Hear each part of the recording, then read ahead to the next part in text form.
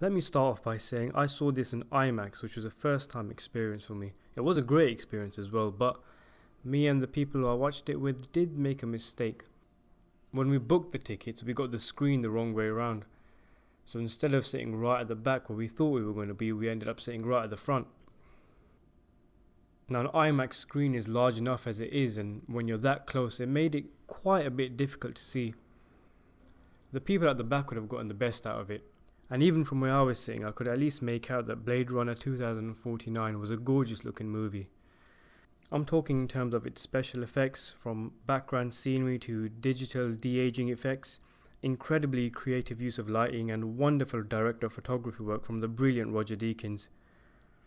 I know they don't mean much anyway, but surely now the man will finally win his Oscar.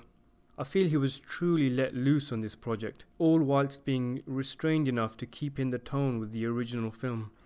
The standout scene in terms of cinematography was from a fight already brimming with a wondrous marriage of shadow and colour, where Ryan Gosling's character Kay is choking a baddie while at sea.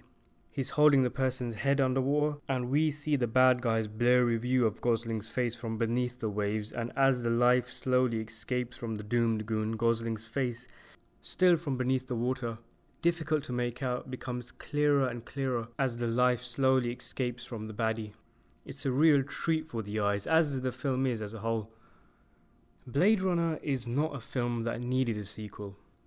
A lightning in a bottle achievement and an influential slice of art, the movie was a success due to a combination of various different elements over a number of years, accumulating to what I feel is the most complete rendering, the final cut.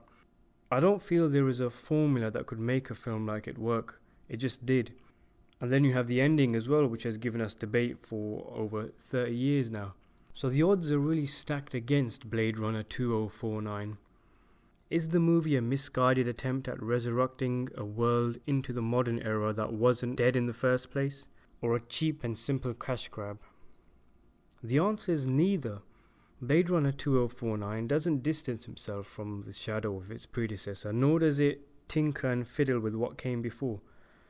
Instead, the movie builds on what was already present in the original, cleverly dodging things that might ruin the first film's impact, but at the same time offering us a gaze into a world where previously we had only had glimpses.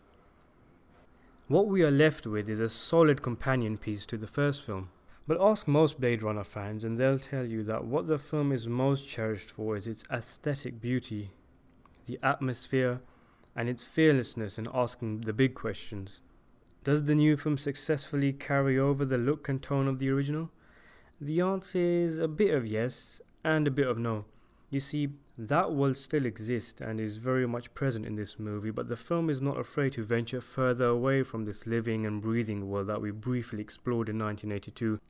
Outside the walls, away from the decaying skyscrapers and the neon lights. So I would advise going in with an open mind.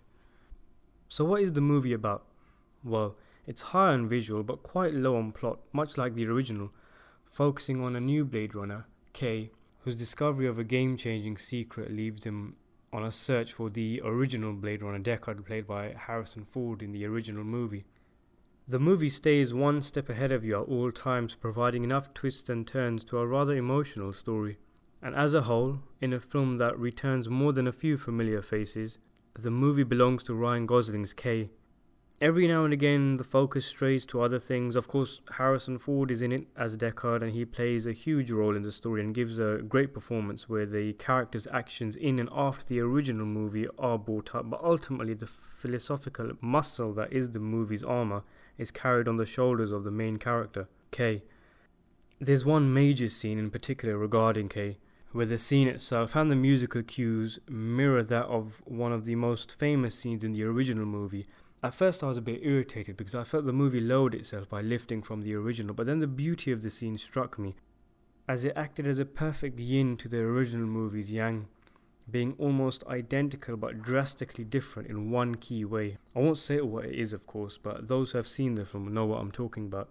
It's a scene integral to the film's heart and ensures that Kay's internal journey is the soul of this film. There's great world building where just enough about the political climate and the state of the world is told, but not too much, giving our minds enough material with which we can think and ponder. The main themes in the original movie, being, humanity and life, are explored again and expanded whilst new ones are introduced, namely procreation, reality, purpose and existence.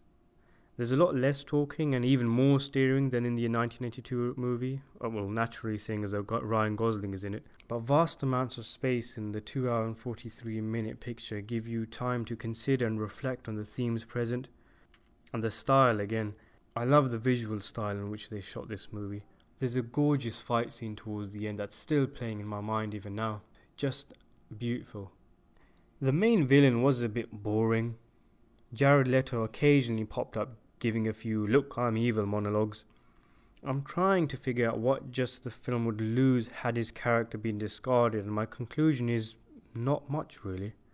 One of the main contrasts to the original is that while that film was about hunting down replicants, a Blade Runner simply going through the motions and not really giving a toss about the replicants themselves, this one more or less tells the story from their side, their point of view, which I thought added an interesting dynamic.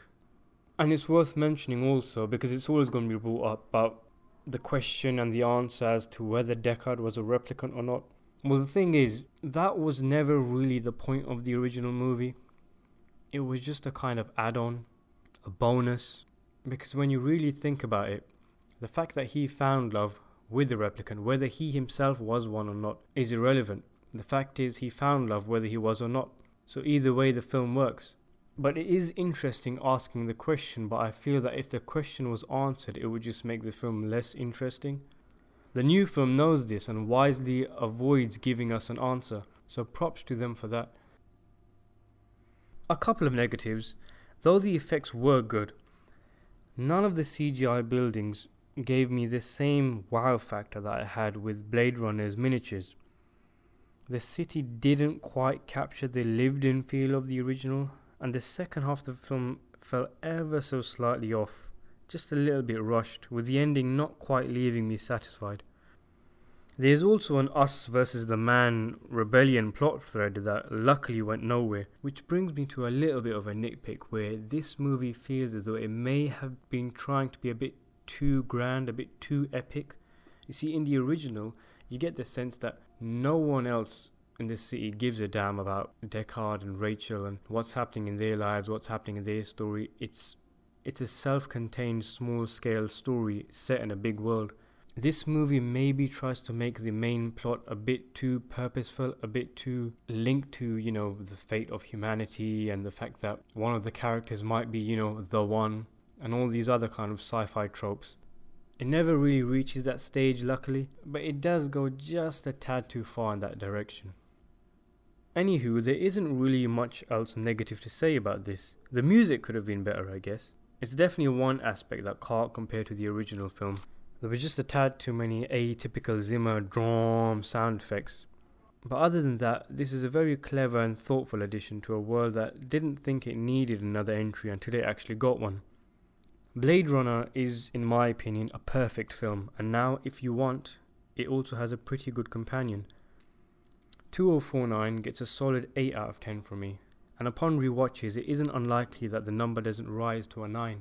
Thematically it's on par with the original, the visuals are great, the acting is good, and once it's over there's just a little voice in your head that tells you this is true sci-fi.